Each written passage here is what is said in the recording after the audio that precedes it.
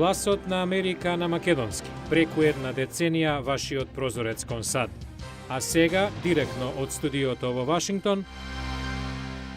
Добро вечер. Го гледате ТВ журналот News Flash на Гласот на Америка на македонски јазик. Јас сум Лилица Китановска. Почина Арлен Спектер, поранешен американски сенатор, републиканец кој стана демократ, ја представуваше Пенсилванија 30 години. Во денешнава емисија, повеќе за неговата исклучителна кариера, за очекувањето до утрешната дебата на председателските кандидати и за слободен пат на човек кој ја проби звучната бариера. Следат вестите. За прв пат избран во Сенатот како републиканец во 1980-та, Спектер привлече национално внимание со пружање отпор на номинираниот кандидат за судија на Врховниот суд од тогашниот председател Роналд Реган, Роберт Борк.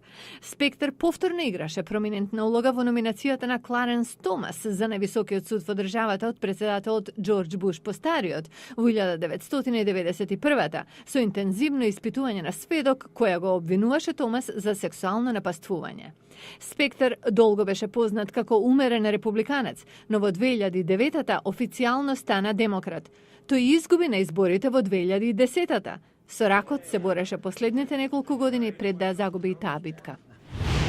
Кампањите на американскиот председател Барак Обама и неговиот предизвикувач Мит Ромни изразуваат увереност во способноста на нивниот кандидат да биде уверлив пред американскиот народ во утрешната втора дебата, што ќе се одржи во Њу Јорк. По првата дебата, значителната предност што ја имаше председателот исчезна и Ромни од тогаш се среќаваше со поголеми и поентузијастични групи на кампањските појавувања. Австриецот Феликс Баумгартнер стана првиот скайдайвер што ја проби звучната бариера. Скокнал од височина на над 38 км над пустината Ново Мексико и постигнал брзина од 1342 км на час при скокот. Дебатите во САД се во полн ек пред председателските избори, но не само меѓу кандидатите за највисоката функција во државата. Американските средни училишта посебно внимание посветуваат на овој вид на изразување на ставовите. Постојат и надпревари на регионално и национално ниво. Зошто е ова важно и како изгледаат тие дебати? Еве го одговорот. Додека еден од тимовите го презентира случајот за обнова на федералната забрана за поседување на огнено оружје, другиот тим се подготвува да ги изложи негативните последици од овој чекор. Ова е долгорочна забрана, доколку погледнете во периодот пред забраната. Уште колку долго би траела оваа забрана? Уште колку ќе мора да ги ограничуваме човековите права? Учесниците во дебатите ги подкрепуваат своите ставови врз основа на докази и логика, додека се преиспитуваат аргументите на противниците. Личните предрасуди немаат место во ваквите надпревари. Процесот се одвива така што обете страни имаат можност да ги изложат своите ставови по одредено прашање. Дајан Кристенсен од Средното училиште Окридж работи како инструкторка за ваквите дебати. Веќе 11-та година им помага на младите да научат како да дебатираат ефикасно. Одлично е кога не се согласуваат меѓусебно. Убаво е да се види како се обидуваат да го одбранат својот став.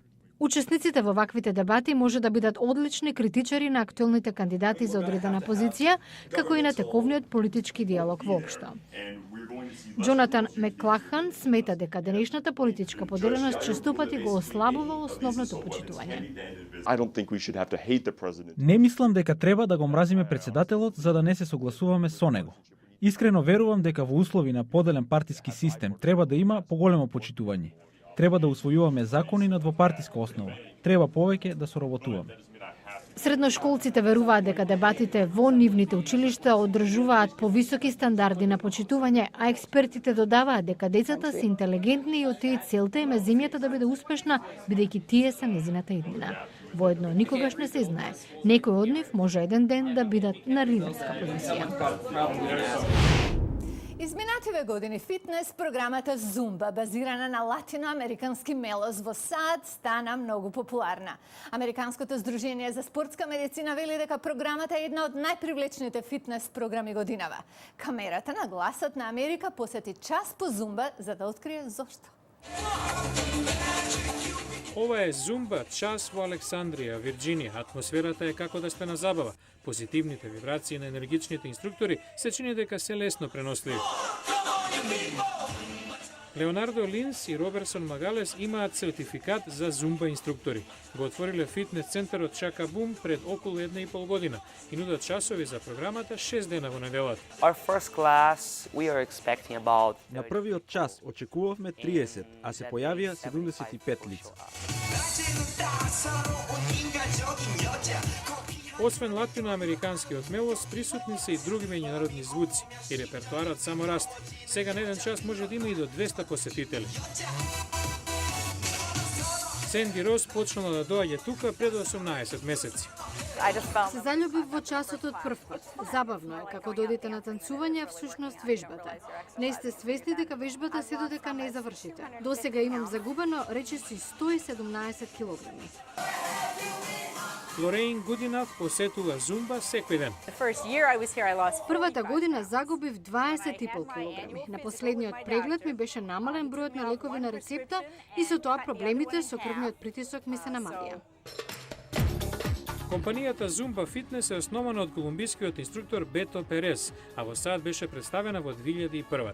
Седиштето е во Мајами и според најновите податоци 14 милиони лица во 150 земји во светот земаат часови по зумба. Неодамнешната конвенција во Орландо само ја отсликува популарноста на програмата. Преку 8 љубители на оваа фитнес програма од целиот свет се собираат на овој 4-дневен настан. Зумба има и хуманитарен карактер. Оваа група неодамна во Вашингтон организираше сесија во која учествуваа преку 300 љубители на програмата, а собраните средства беа наменети за помош на лица заболени од сидата. Минатата недела беше дебатата на подпредседателските кандидати. Утре вечер ќе биде дебата на председателските кандидати, втората поред. Но утре во Newsflash ќе ви кажеме што е различно меѓу овие денешни дебати и оние пред неколку години. Утре во Newsflash, Twitter и Facebook, метод на информирање за новата генерација избирачи.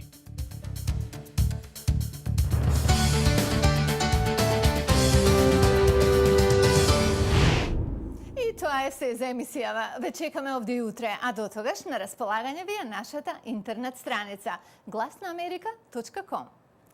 Поздрав од Вашингтон, јас сум Лилица Китановска, а вие го гледавте Newsflash на Гласот на Америка на македонски. До гледање!